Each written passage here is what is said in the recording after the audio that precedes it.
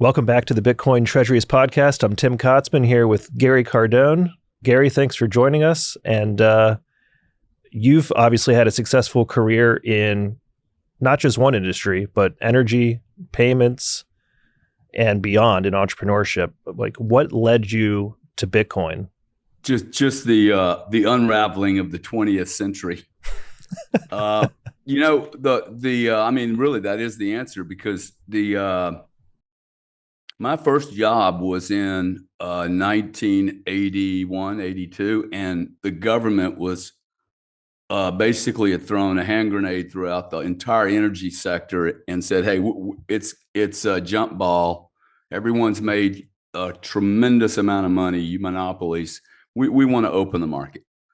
And so that was my first job. So I've never been in an industry that wasn't undergoing extreme disruption. And I was able to see the disruption from the angle of a new player, right? I had no prior viewpoint on how things should be. And most certainly I studied economics. And to me, the first principle of everything is when supply and demand can speak to each other properly without interference, we should establish a really good price, a very accurate price. And you know what happened in the energy business, it just set me up very well to, once I got bored in that, which took about 25 years, 20 years, I retired at 40 and then started looking around for another area that was undergoing disruption because it's the only tool I have. It's not like, my accent and my political correctness lends itself well to working at the board level of ExxonMobil. Right. So, I like very disruptive environments. I'm very, very comfortable there. What I saw in payments, I spent about 10 years in payments building some businesses. And the most disgusting business I've ever been in my life. The industry is just really parasitic and sick. Actually, it's ailing from a regulator that allowed massive monopoly abuse. And that's what led me here, because what I saw was the Visa world, MasterCard world, and thousands of companies that you might think are banks are literally sucking the lifeblood out of America. And it's not because they don't have the tools to do this correctly. All these relationships that you think are banks, there's just a bunch of relationships, mergers, acquisitions, deals, handshake deals, backdoor deals, legal deals, regulatory breaks, and then they try to come into crypto. Come on, man. I mean, Visa makes 51% gross operating margin.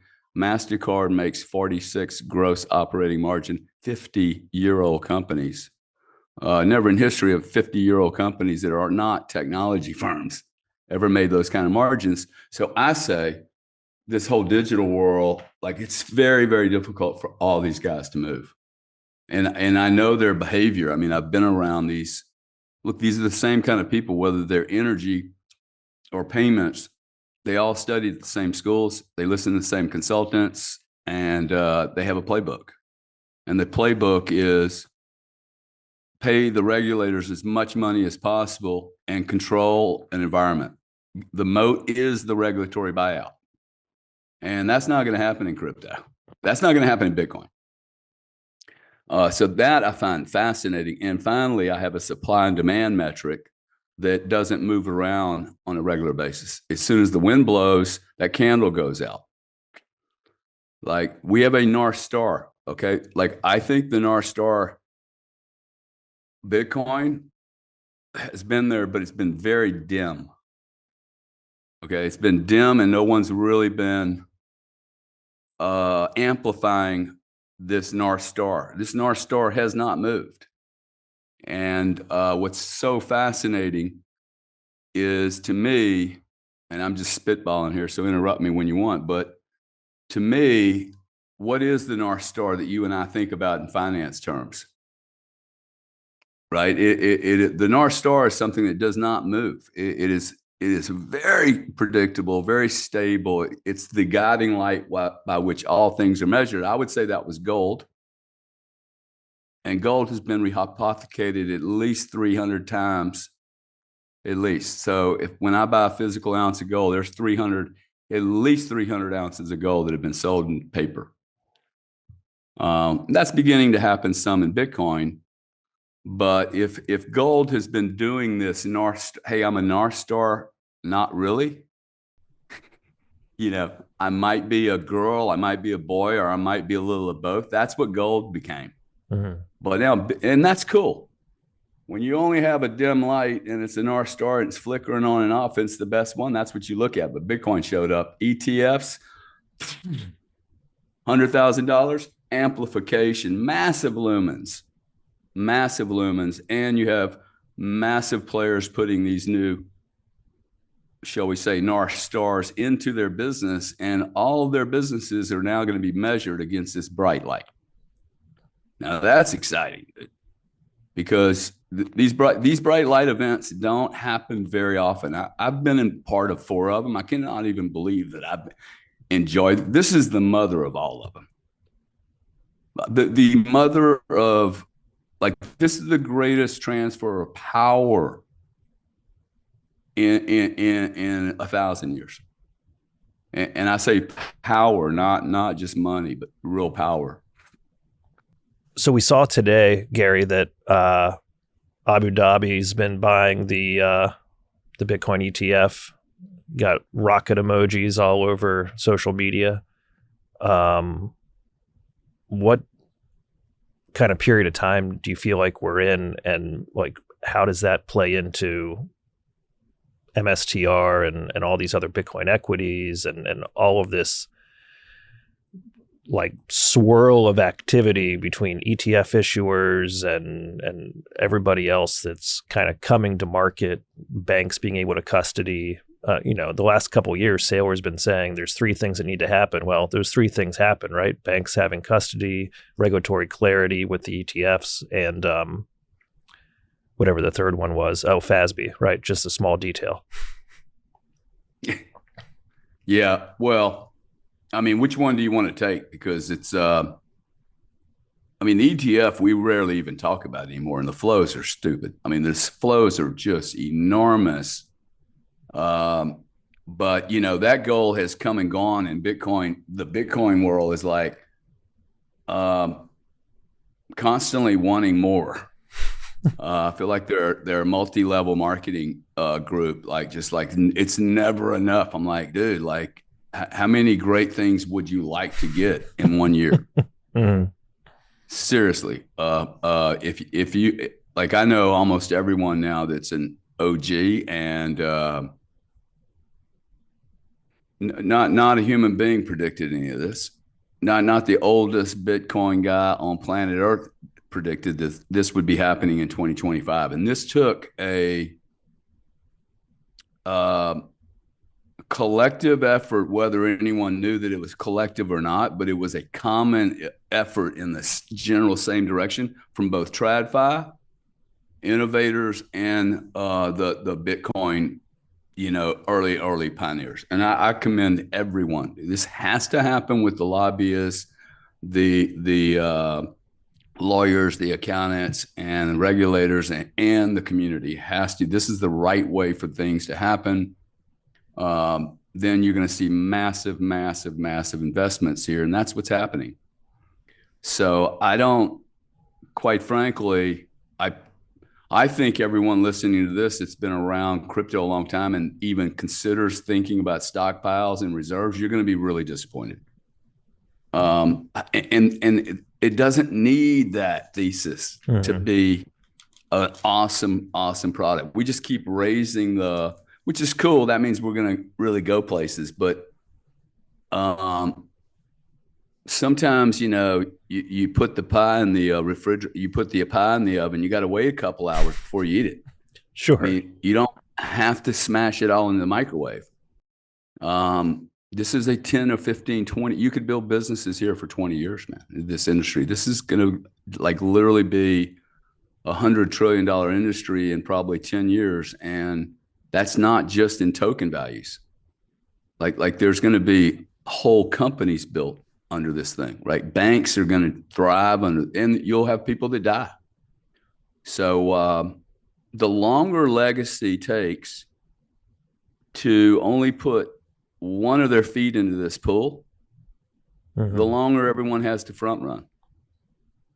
This is literally the greatest front run, the longest and greatest front running experience I have ever seen in my life.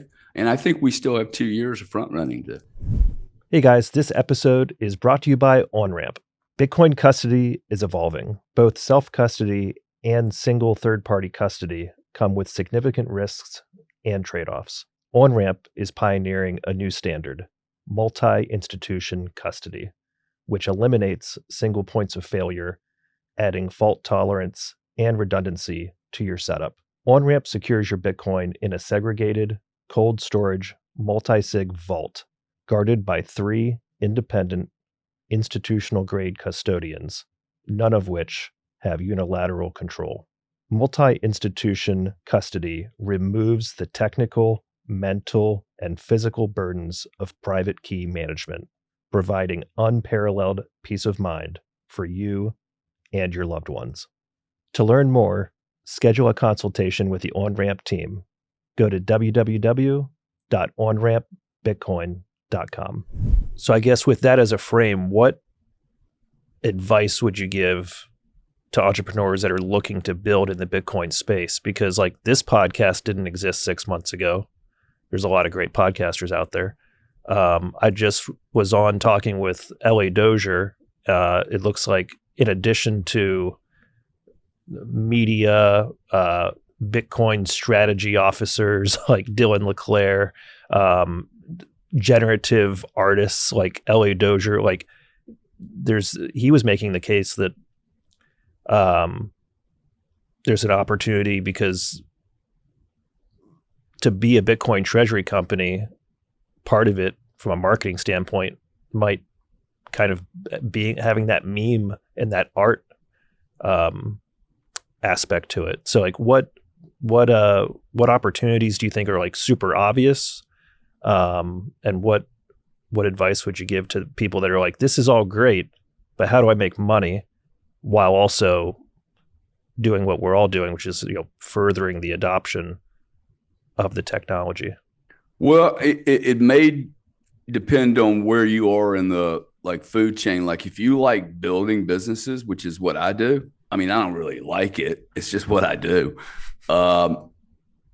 If you like being broke 6, 7, 8 years, and then you do a big hit, if you don't die between then and then. If I'm that guy, I look at Bitcoin very differently than I look at somebody who is an employee. And that would really be an awesome conversation to have in front of a lot of people, because if you're building a business, let's say that you have a lawn business or it's a big lawn business or small. Every day you have to wake up and you have to go buy gasoline and equipment and people, and then you have to do the job and you have to get insurance. And maybe one day in 5, 6, 7 years, you will have built a really cool business, and hopefully, you can sell it to someone and have an exit. That's not normally what happens, but that's what the dream is. In my case, I've built 4 or 5 or 6 of these businesses, and I hang in them for probably 4 years, and then I hand them over to a different management team, and then I'll exit in 7 to 10 years. This is exactly like that. Okay, so I would say for a category of people that build businesses, if you don't look at Bitcoin as a private equity play, you're missing a monster opportunity, because this thing doesn't require insurance. It has no staff that talk back to you. You have no human error risk whatsoever. Don't have to insure it. Has no flood insurance requirements. I don't have to buy DODD, DD, whatever insurance. I don't have an HR department. I have no customers and don't have to send out any invoices, and it grows 45% a year. CAGR's 45% a year. CAGR's 45% a year, and I don't have to add revenue cost. And in fact, my biggest problem is taxes. So in fact, I don't even have that problem because I don't have to sell. Now I can lend. So now for the employee, like I would search for I would ask if my employer is doing anything that's going to survive the future. And if you can't tell me what he does or does not do that helps society in like 2 sentences, probably not going to survive. Like I go to some of these big banks, like the Big B or the Big B, they're all B's, the Big J, and go, hey, what is your core business? And none of them can answer the question. If you don't know what your core business is, dude, you're not making the future. And if it's not focused on digital, you're not going to survive this. To me, I would be looking at where this world's going. We are going to digitize the entire planet because it makes so much sense to do this. Like cents, pennies, dollars and cents. It makes sense to fractionalize the world where we're leasing, we're paying as we go, right? A user economy. And then I get to pay for energy as it's valued at that moment, instead of what you and I are doing, which is wasting about 25-30% of all the energy on this planet. It's wasted just daily, grossly underpriced. And the reason everything's mispriced because we're not pricing things correctly on the way people use it. My argument there is, because I'll stir up a bunch of people when I say that energy is too cheap. The energy guys hate me. Did you close your laptop computer last night or unplug your big iMac? I suggest that 98.9% of the people did not, man. And if energy was priced correctly, everybody turned everything off. And that's the world we're going to go to. You're not going to buy a car because you can't afford a car. If you could afford a car, you'd have paid cash. And you can't afford a house either, because if you would have been able to afford a house, you would never gotten suckered into a 30-year jail sentence to a zip code and obligation to pay coverage and fees that you never even considered when you were getting into the bloody house. Oh shit, insurance is going to go up triple and you have to buy it. So people are going to look at this North Star, dude, and if I'm building anything where I'm an employee, I look at this North Star very, very hard and go, hey, why are so many people that are smart talking about this subject? It is fascinating. I mean, 6 months ago, you weren't here. Why are you here? If something's pulling a lot of smart, good people into this magnet, I'm actually believing I challenge that you don't meet anyone. I know this saying, it says, I went down the rabbit hole. No one goes down this rabbit hole. Like no logical human being goes down it. You're pulled into it. I think you're pulled into it. Mm-hmm. When you think of it, I bet you were pulled into this thing. Like I can't even get out of the fucking thing anymore. It just keeps pulling me in further and further. Yeah. So and I know how to let go. See, I'm saying the legacy players don't know how to let go. They're going to be pulled in, and then they're going to say, no, I have to live in this other world. And it's like, oh, wow, more front running. Thank you so much. Absolutely. When did you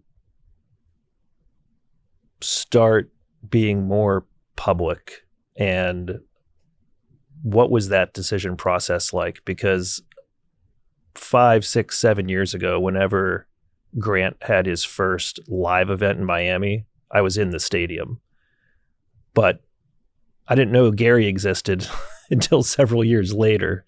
So like, what's that journey been like? And what's the secret? Is it like X, formerly known as Twitter, and YouTube? Like, is that the highest and best use of someone's time that's trying to build visibility, a brand, an audience, and not even necessarily all that? I literally had a guy on the pod yesterday, and he said, after we got done, he said, Tim, I watched an episode you did a couple of days ago, and that guy said he was doing deals over in London. So I messaged him, and now he might have some buyers for my sellers. He said, but you're going to have to get your your check from him. And he was kidding. And I said, well, I'm always available for steak dinners in Manhattan. But it's like the ability to connect with people, whether it's just community or whether it's for business, it seems like something in this realm is super powerful.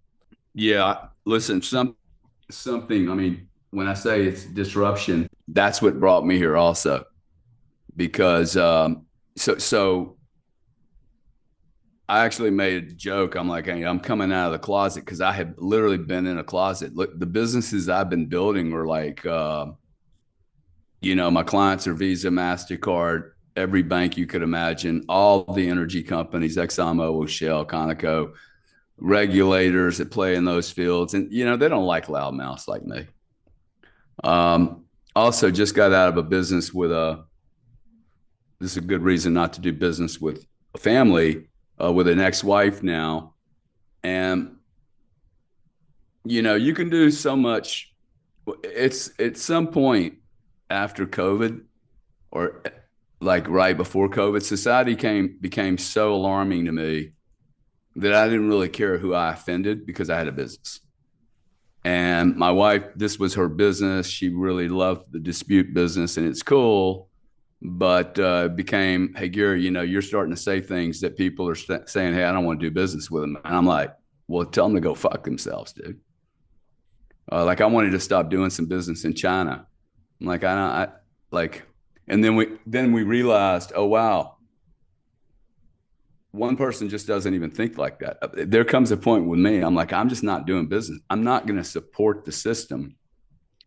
So I came into, sold that business, and I was pretty free to do whatever I wanted, speak however, without impacting anyone. X was not here. Clubhouse was here. Mm-hmm. I watched a couple of things, what my brother had done on Clubhouse. And I literally spent 1 hour in Clubhouse. I thought it was disgusting. So like, I'm not going, like, I don't have advertisers. I don't take money. I don't sell anything. I don't want to sell anything, because I actually think, and this was me just observing social media. I came on X as soon as he bought it and turned it to X. I went on Twitter. Now, my handle says I've been there longer, but I've never been engaged. As soon as he started charging, I'm like, okay, I'll join the club and see what's happening. For 3 months, I just listened. I'd go into these rooms. I'm like, hey, this is kind of interesting if it was done correctly. I saw a great need, again, on the demand side. I saw people genuinely asking for input. And then I saw a bunch of people screaming at each other. And I'm just not that guy. Clubhouse most certainly was full of vampires and parasites and no one with any content. And I just decided one afternoon on X, it was really scary for me because I am not a public figure. I mean, I can do these, but I don't really like entourages and people. Who are you? Like, it drives me crazy. Sure. But I saw the power of this, and I wanted to prove that I could build a community of people. It's not, I don't even know, I don't track the numbers. Could someone actually build an organic? Because I look at these followings, I'm like, are they even real? And if they are real, do they have $12 in their pocket? I mean, what do these numbers really mean? And the more I've done it, the more I feel like there's a way to teach people to actually have commune with each other on highly sensitive topics without going insane at each other. It's a perfect platform for education, man. Mm-hmm. I mean, it's a big deal for me. Like, if you said to me, hey, Trump wants you to go do something, it would literally be, hey, give me the education deal, dude.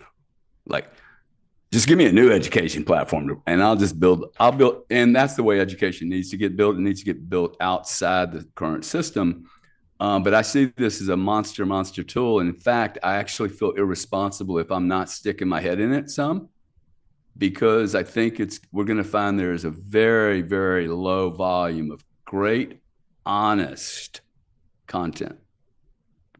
And I think we're getting ready to, I've labeled this, I'd like to trademark it, the age of Aquarius. We are getting ready to enter the age of sunshine and transparency. And if you think there's only 21 million Bitcoin, that's finite. Go tell me how many authentic human beings that don't have a fucking closet full of shit that they could actually come out and use these platforms. If we don't use these platforms where there's real basic, like first principle information, we've lost such an opportunity.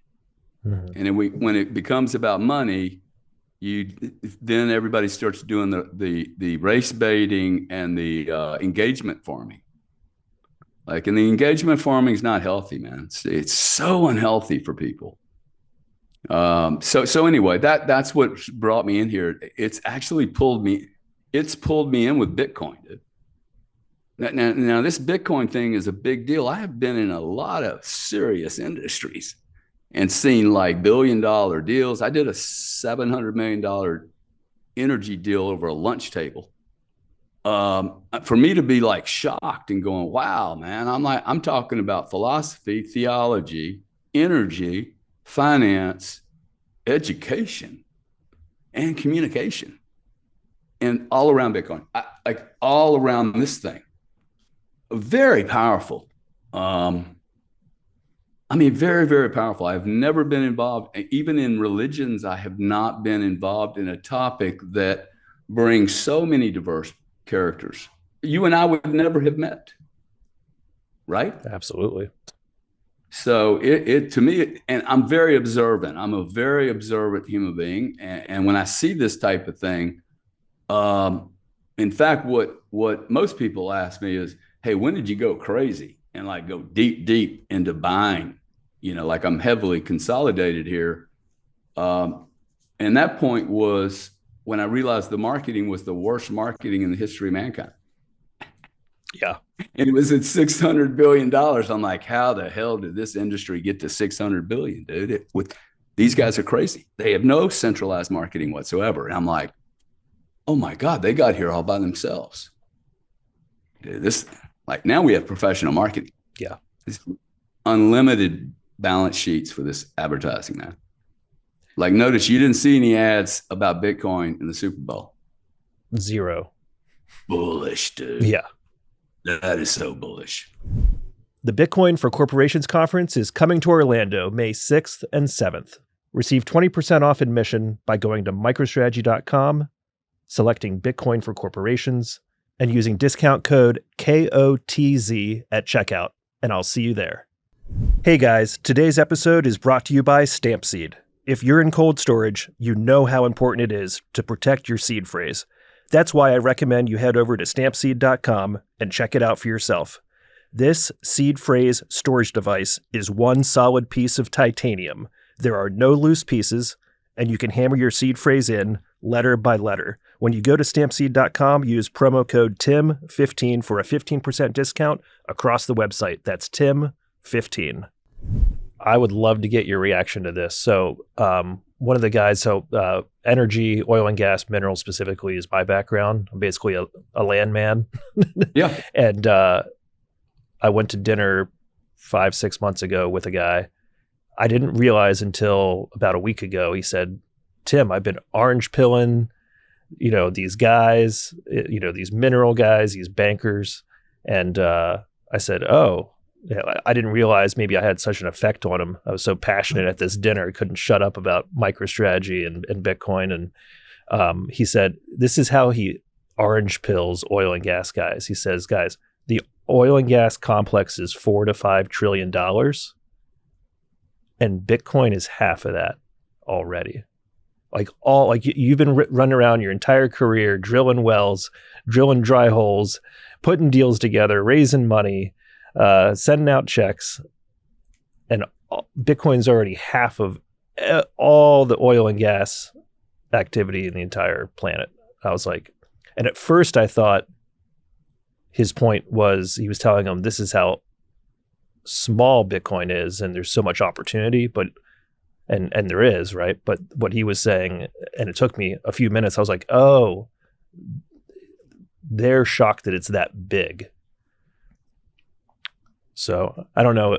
Yeah, I've never framed it, but and he said, yeah, I just basically tell them those two sentences, and they're like, holy moly, I got to look into this. What is going on? Yeah, look, I mean, I think that's the right way to pitch it, because most people are very myopic. You know, they're interested in that, they have their own perspective.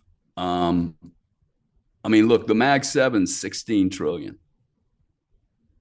Most certainly, Bitcoin at 2 trillion is going to eat each one of those players up, and it's going to move through ExxonMobil, Conoco, Shell, Royal Dutch, and EDF, and every one of them. Like everyone is. Not to mention now, when you look at the energy thing, I've been noticing this probably for a year. I find it very. First off, let's not pretend like we can't misprice a whole industry. Okay, NVIDIA moved $250 billion in one day up. That's never happened before. And then it lost a shitload, months later. But these are monster moves. But Mag 7, 16 trillion. If the whole energy complex, I had not heard that number before, 4.4, they're all going to look at it and go, whoa, how'd you guys get that big? Okay, Enron was 70 billion, dude, and blew themselves up. We were 30 billion. 12 guys, build a whole fucking company, $30 billion in the 90s. But when you start now looking at, oh, wow, how big's MasterCard? 300 bill. Visa, 600 bill. Whoa. And Bitcoin's worth 2 billion. By the way, I don't even think the 2 billion's right. If there's only 14 million Bitcoin, if the reserve went down by 20% because they all got lost, the price is wrong. The price of Bitcoin, if it's based on 21 million, it's wrong. There's only 17 you can go get.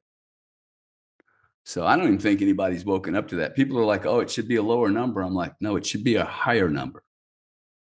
Literally the entire market at $2 trillion thinks there's 21 million and there's not. Can you help me with that? I have yet to figure out how people get around this, that the price should be lower because there's less Bitcoin in the market relative to the market cap. I did tweet a week ago that I don't think we've seen this scarcity aspect of Bitcoin yet. And I think that's, in a way, really what you're saying is we haven't seen it, but when we see it, it's going to be shocking to people. Well, I was saying a little bit more than that. I was saying that, but for instance, you mentioned MicroStrategy, and I mentioned this North candle, this Northern Light or North Star. NAV. Remember this conversation? Hey, what's the NAV? What's the multiple of NAV? So I started asking a bunch of really smart people, oh, what is NAV? Like when you think of net asset value, what is it exactly are you saying you think it is? Right? Most people think it's, oh, I have 10 bars of gold. That's my net asset value. I have 10 Bitcoin. That is my net asset value. And then the industry comes in and says, well, MicroStrategy is getting a 2x multiple on their NAV. And I'm like, okay, what's the net asset value of Google or Visa? Because they don't have any commodities on their balance sheet. So what is it? What is, by the way, Bitcoin's valued at only for today's value, yet we speak of it in tomorrow's terms. And equities like Google are priced for tomorrow, dude, for like 6 years out, right? Mm-hmm. So what's this NAV that they're pricing the future on? I say it's a bunch of paper contracts and revenue streams that people are just assuming will continue out forever and ever and ever. Grow. We have a black box called Enron, and growth can just happen forever and ever for everyone. That's just not true. Balloons at some point explode. Somebody's going to deep seek you. But see, my question is like CPI. Yesterday, everybody was freaked out about CPI. Bitcoin dropped $2,000. I had big financial wizards prognosticating that Bitcoin was going to go down $10,000. I'm like, dude, Bitcoin's going to turn around and go up. What are you talking about? They're talking about this devastating inflation. I'm like, the problem with you is you're not long enough Bitcoin, because I don't have inflation. Like, I don't even know what y'all are talking about. The eggs at the store are cheaper for me than they were 2 years ago. But then I realized, wow, my allocation is correct. If you're worried about inflation, your allocation to Bitcoin is absolutely wrong. That's weird, man. Now, I know we got off the question, but like, I've had so many like serious revelations in the last like 5 months. The further I come down this industry, I mean, I am absolutely shocked at what I'm learning and unlearning. Like, I'm dispelling some shit that's like, it's like the North Star is a really good, like, your ship lost in the night. If you're not saying you're not a ship lost in the night with the insanity that's going on in America and Europe and the world in the last, say, 6 months, I say we do need a North Star. It dawned on me just a week ago, shit, gold's been the North Star. It's been moving all over the ocean. That thing has been like, whoa, they just make JP Morgan moves it wherever they want. And that's cool until you actually have one that's bright enough and go, oh, wow, look at the real North Star. This is really a seminal moment right here. And the $100,000, it is a very important thing. Like, the price is extremely qualifying to an industry. You get it. No $2 trillion industry, my friend, has ever failed. Did you know that? In history, it never. Like, once you get critical mass, we're here now. So I actually suggest anyone worried about being late, this is probably the cheapest time to enter Bitcoin based on the data we have today. The data we have today is like, I don't know anybody that can tell me that what's going to happen that would be negative. I mean, it'd be like, well, they could, Elizabeth Warren could have 10 kids. Cool. We get to wait 20 years, dude. I mean, like, there's just not quantum computing. Oh, okay. Well, maybe go protect your computers from all your passwords if you're worried about quantum computing. Right. So I just don't see any. We have Donald J. Trump in office, dude, and America is like supporting this thing. This is a full-on red, white, and blue campaign with some Bitcoin orange in it. Little dazzle. I completely agree. On a risk-adjusted basis, you can't buy Bitcoin any cheaper. 90,000 to 100 and some thousand, 108, whatever. Yeah. I mean, it's amazing. It's very cheap.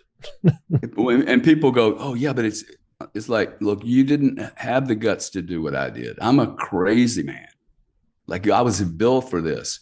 You can't, you would have lost your mind. Most people would have lost their mind to do this. Right. So you can't even think about, oh, I could have bought it at 30. No, you could not have. My brother could not have bought it at 30. Not a chance, man. You weren't. And this thing, like, you have many months to play with this. Okay. Like, it's cool that you get to take time to acquire it. No one talks about the value of planning that for the volatility. It's not volatile if you know it's coming. Like, when I get on a black slope and I'm skiing, like, if my knees are tired, I don't have to go down the damn black slope, man. I can just work, right? Doesn't cost me anything. Mm-hmm. I see these bumps coming. It's the people that get washed out are the guys with, this is what's always funny to me. Hey, what's your time frame? Oh, long term. Wow, you got a 1 hour chart up, dude. Why would you look at a 1 hour price? Of course, it's going to look like, I look lazy at 3 a.m. in the morning. If you were to go monitor all my stuff, wow, Gary's laying on his back, man. Yeah, no shit, dude. I'm regenerating. Right. So I just, anyone that's not into this thing, you just got to ask yourself, look, I've had like 50 years of like very interesting business experience, and I'm not the only guy saying this. I mean, there's an awful lot of people that have built a lot, and they're all like, hey, I'm all in on this trade. There must be a reason, right? So, yeah, I have plenty of them. I have millions of reasons to do this. What's your take on the Lightning Network or layer 2, 3, 4, 7, as far as disrupting traditional finance? Are we more in the store of value stage where it's like just buy it, hold it, almost like Sailor, right? MSTR. They're just an accumulation stage. What they do with it in the future, and products and services and monetizing that's kind of step 2. But this is step 1. So should people kind of be focused on the store of value and like just buy as much Bitcoin as you can, or are these layer 2 and payments aspects to it even worth talking about right now? Well, I think most certainly they're worth talking about it for the builders. They're excited about it. I mean, look, you're not going to stop people from building things. Mm-hmm. Whether they can get the funding for it or not is going to be the challenge. But innovators are going to innovate, builders are going to build. You know, guys, I learned this really early on in life. If you went to school to learn how to drill holes in the ground, that's what you do, man. It doesn't matter about the price either. You're just going to drill. That's what I know how to do. People are going to still buy Google ads, even though they don't work. Okay. I mean, the Democrats kept buying advertising on CNN, but Donald didn't spend a dime. So store value versus utilitarian usage. If you're asking, hey, do people invest in layer 1, 2, 3? Like, if you can't really explain Bitcoin or don't really understand the nuance of what you and I are talking about Bitcoin, I don't know why you would go learn Schmacky Macky Dacky or Lightning. Like, some of these are going to work, but I have seen so many people early blow themselves into smithereens. It's unbelievable, man. Being first and being early, Ethereum will be the case study of, wow, you can be too early. Now, having said that, I have this principle. I do not ever invest in the first couple of guys on the block. Like, I hate that pole position. Bitcoin's the only thing, and also the most consolidated position I've ever taken that was first, and I'm quite certain will be last. I mean, like, survive through it. Which is really weird because I hate this first pole position. If you're asking me, hey, like, are we going to tokenize everything tomorrow morning? I don't think so. But I do think that there's going to be other use cases. While Bitcoin is Bitcoin needs to be $1 million, and it's game over. And it's game over because human beings will be able to look at sats and go, oh, okay, I got a penny. Or whatever that penny number is, 21 million, right? Well, there's not really 21 million. So once we get to that, I think then we won't even talk about Bitcoin, right? You'll be talking about pennies. By the way, very interesting. Trump's talking about not making any more pennies. See, that's very illustrative of why would you spend 2 or 3 pennies generating a penny that I literally won't even bend over for. Like, I won't bend over for a dime, man. I might walk over a quarter. That used to never be, right? But who picks up a penny? No, hardly anyone. It costs 3 cents. You could do that in sats, like, so easy, right? So you're not using any more energy. See, people are making Bitcoin responsible for front loading the energy, and that you can store it. Fucking stupid people, man. Okay, they're literally front loading all the energy costs. See, it's so good for me to have conversations with smart people because I think out loud. This is the way I think. And I'm like, oh, wow, the energy's like, we prepaid for it, dude. There's no more to make those sats. It's not going to be a lot more, or should not be energy intensive. Some of these are going to work. Look, I think Solana's got a role. I wouldn't bet. Personally, I don't own any Ethereum. Beyond that level, why would I invest in a company when I don't fully understand it? Whether that's like I mean, I just don't. Especially in a market like this, when I'm not a first mover. I mean, you want to invest in some of these early startups. Invest in a firm like mine. I invest in companies that build things here. But doing the token stuff, I don't think that's investing, dude. I think that's playing the ponies. So line me up 10 people that have $10 million each from playing that game. Let's have an interview. Let's have an interview of all the rich crypto bros that actually survived 2016 to 2020, much less made it here. This is I'm going to make a prediction here, and that is that, one, you've had more money flow into Bitcoin in the last 2 years than you had in the prior 15 in totality. Last 2-year flows have way washed out all the money combined that came into Bitcoin. This money is really different than that money, man. This money doesn't get shaken out very well. Where I was headed with the prediction on the just lost my mind now because I started thinking about some of these people have. See, one of the things I like about the tokens is it distracts. This is the only value I find in them. It's going to distract the legacy players. Mm-hmm. They're all going to go chase this millions and trillions of transactions and this conflation. If you're using Bitcoin to buy potato chips, you're a complete idiot. You have not read the white paper. You really don't. You might have read it, but you don't understand it. Okay. And you're insignificant in the concept of retail. Like 1 or 2 potato chips is not going to grease the skids. This has to happen from Goldman Sachs, major distributors. It took Visa and MasterCard 52 years to get credit cards in everyone's pocket. Now, why do I share that? Because they have the largest advertising budget in history, dude. To get people to mess with their money, it takes a long time. Mm. And this is going to happen in stages. It's going to happen with a hybrid institutional play. And if you want to call it PayPal or you want to call it XRP, cool. I don't know why you would buy XRP when you can just go do business with PayPal. Like the competition these companies are getting ready to be smashed with is staggering. MasterCard and Visa cannot compete with Bitcoin, but they could slaughter XRP. Okay. I mean, and they will literally do license agreements with them, and then they'll copy them and rip their faces off. But I think you're going to see in the fintech space, in the payment space, like Revolut's moving, all the fintechs that are busted up, and there are a lot of them. And that's one of the reasons I wanted to get out of the industry. I had a business serving those vendors. I'm like, shit, man, these vendors are getting ready to get crushed.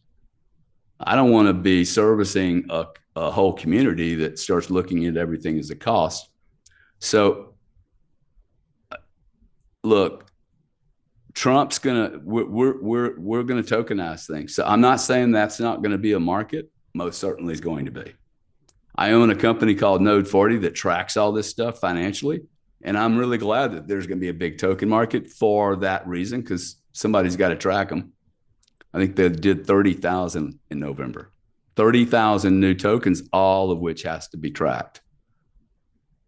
I just don't know anybody that's smart enough to go down that second layer. And the opportunity with Bitcoin, dude, if you find one better than this, let me know.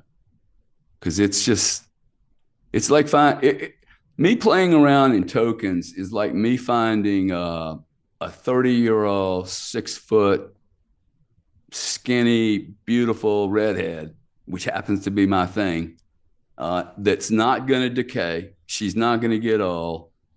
I can buy pieces of her or sell pieces of her. Nobody's bitching. It never mutates. Carry her with me all over the place.